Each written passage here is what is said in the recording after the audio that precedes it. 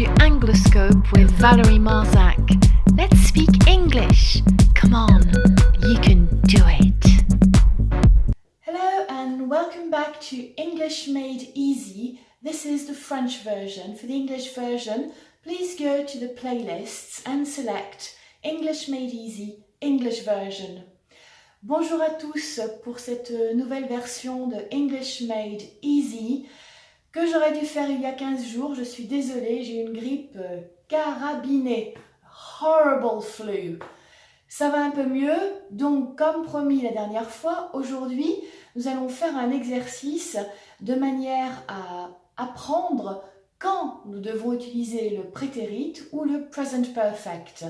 Nous allons revoir un petit peu ça en détail, brièvement, puis nous allons faire cet exercice. Par contre, si vous n'êtes pas sûr encore de ces deux temps, je vous invite à visionner mes vidéos, une sur le prétérit et une sur le present perfect, avant de visionner cette vidéo-ci. Before we start, our small challenge from last time was, what's the meaning of never mind? Never mind est un petit mot très pratique que je devrais d'ailleurs écrire en 2 mots, car c'est normalement comme ça qu'il s'écrit. Dans la version anglaise, j'ai mis un mot, ça s'est utilisé aussi, mais strictement parlant, il faudrait l'écrire en 2 mots, donc je vous l'écris en 2 mots. Never mind signifie c'est pas grave, t'inquiète, ne vous inquiétez pas. Je vous donne un exemple. Si quelqu'un me dit oh I'm so sorry, I missed our meeting last night. Eh bien je réponds never mind, don't worry about it. Ça veut dire c'est pas grave si on n'a pas pu se voir hier, on se verra une autre fois. Un petit mot très utile là aussi. Bon, on s'y met? Je me déplace comme d'habitude. Tout d'abord, on revoit un petit check-up. Le prétérit, vous vous souvenez? On l'utilise dans 3 cas de figure en général. Premièrement, lorsque l'action est terminée. Elle est souvent datée d'ailleurs. Deuxième cas, un point dans le passé, que je vous ai indiqué ici. Troisième cas, il n'y a aucun lien avec le présent. Voyons 3 exemples. Si je vous dis I went to the cinema yesterday. Yesterday, c'est daté et c'est surtout révolu dans le passé. Donc, je ne peux qu'utiliser le prétérit. Deuxième cas. They lived in England for 10 years. Alors, s'ils ont habité en Angleterre pendant 10 ans et que j'ai utilisé le prétérit, ça veut dire que ça n'est plus le cas maintenant. Donc, il s'agit de quelque chose de révolu dans le passé.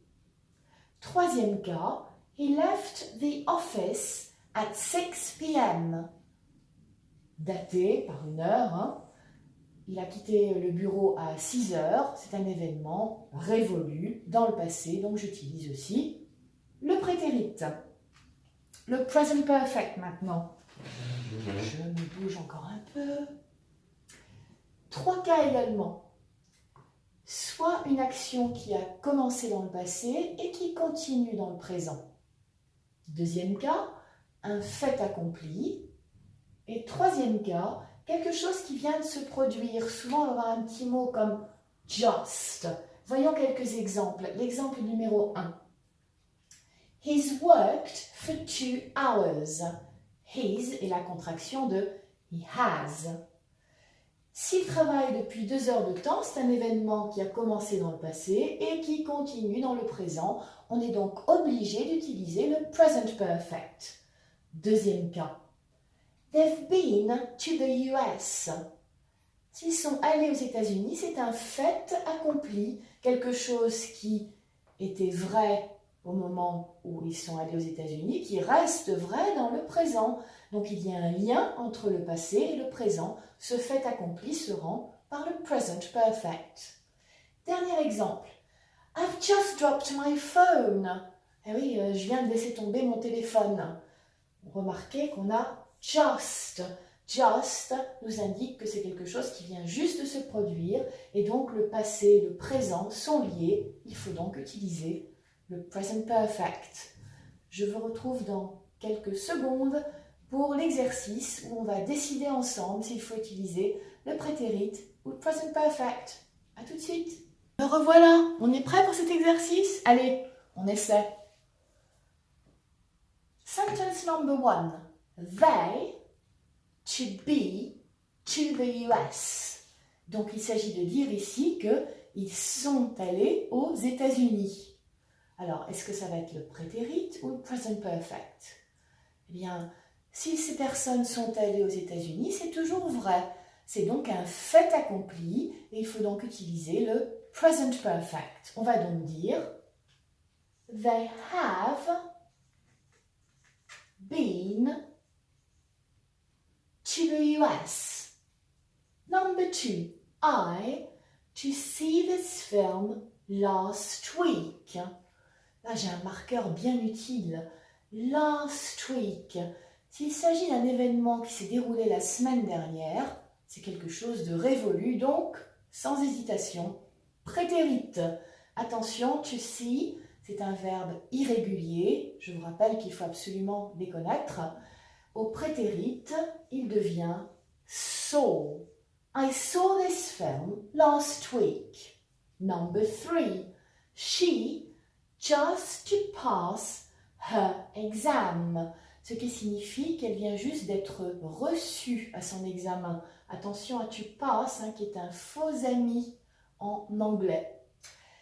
Si elle vient juste d'être reçue à son examen, on a un marqueur et c'est facile. On a just qui lie le passé et le présent. Donc, sans hésitation, present perfect, avec cependant une petite hésitation. Attention à la troisième personne du singulier, il faut absolument mettre has. She has just. Excusez-moi, ce sera plus simple pour vous tout de même. Si je vous enlève ça, on voit que c'est là depuis 15 jours, avec la grippe, ça ne veut plus s'en aller. Je suis vraiment désolée de vous avoir fait attendre autant. She has just passed her exam. Sentence number 4. He not to like playing tennis as a child. Est-ce qu'on a un marqueur ici? Ben oui, on en a un. As a child. Donc, quand il était enfant, il n'aimait pas jouer au tennis. Ça n'est plus un enfant. Donc, il s'agit de quelque chose de révolu. On va donc utiliser directement le prétérit. Petite remarque cependant, nous sommes ici dans une phrase négative. Nous avons un verbe qui n'est pas un auxiliaire. Je vous rappelle que dans les phrases négatives et interrogatives, lorsque le verbe n'est pas un auxiliaire, il faut faire apparaître l'auxiliaire do au temps et à la forme qui conviennent. Donc ici, nous sommes au prétérit. Do devient did. Et à la forme négative, donc didn't. Puis, notre verbe qui va suivre, si ça veut bien s'effacer, c'est fini la grippe, c'est plus possible là. He didn't like playing tennis as a child. Number 5. It smells good to bake a cake. Ici, nous avons une forme interrogative. Et la phrase signifie « ça sent bon, est-ce que tu viens de faire un gâteau ?» Donc, on comprend tout à fait que cet événement est toujours lié au présent. Ça sent bon, ça se passe pratiquement dans le présent. Alors, est-ce que tu viens de faire un gâteau? On va utiliser le present perfect et dire Have you? On pourrait mettre juste, just baked. How can you see this? Have you just baked a cake? Le just est facultatif, mais on ressent bien l'envie de le mettre ici, puisque c'est quelque chose qui vient de se produire. On demande à la personne si elle vient de faire un gâteau. Sentence number 6. You did you visit John yesterday? Alors là, hyper facile. Notre marqueur, yesterday, hier, ça n'est plus aujourd'hui. C'est donc du révolu dans le passé et on utilise directement le prétérit. Mais nous sommes dans une question. Donc tout comme pour la forme négative, si on n'a pas d'auxiliaire, ce qui est le cas ici, on fait intervenir l'auxiliaire du au prétérit. Did you, puis le verbe à l'infinitif sans to. Did you visit John yesterday? Last sentence. I not to talk to him for ages. Voilà, j'ai un super marqueur. For ages, c'est la même chose que for a long time, donc depuis longtemps. C'est-à-dire que la phrase signifie que je ne lui ai pas parlé depuis longtemps. Mais si je ne lui ai pas parlé depuis longtemps, c'était vrai dans le passé, c'est toujours vrai dans le présent. C'est un fait accompli. Il est non accompli puisque je ne lui ai pas parlé, mais d'un point de vue grammatical, c'est un fait accompli. Et donc là, tout de suite, present perfect, I haven't. Est-ce que je vais y arriver là, il est facile à votre avis? On espère, hein? Oui, juste. Oh là là. It's making me work.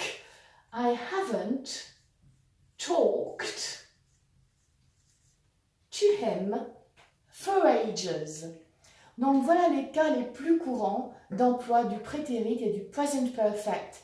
Si vous avez encore quelques doutes, revoyez bien la vidéo sur le prétérit et celle sur le present perfect. Mais normalement, vous devriez maintenant commencer à comprendre la différence entre ces deux temps. Je vous rappelle une chose extrêmement importante, n'essayez pas de comparer avec les temps du français. Si vous le faites, vous allez vous planter. Il faut là vraiment fonctionner en anglais uniquement. Le prétérit s'utilise dans tel cas, le present perfect dans tel autre cas. Rien à voir avec les temps du français. Avant de nous quitter, un tout petit challenge, plutôt américain d'ailleurs celui-là. What's the meaning of only kidding? Comme d'habitude, je vous en prie, n'hésitez pas à me mettre en commentaire ce que vous pensez que cela signifie en français. Je vous rappelle, l'usage des dictionnaires, papier ou numérique, reste très utile et même essentiel à la formation en anglais. Je vous retrouve donc la prochaine fois pour la forme progressive du prétérit tout d'abord, puis du present perfect. C'est quelque chose d'important en anglais, cette forme progressive qu'on aurait pu mettre à différents endroits d'ailleurs ici.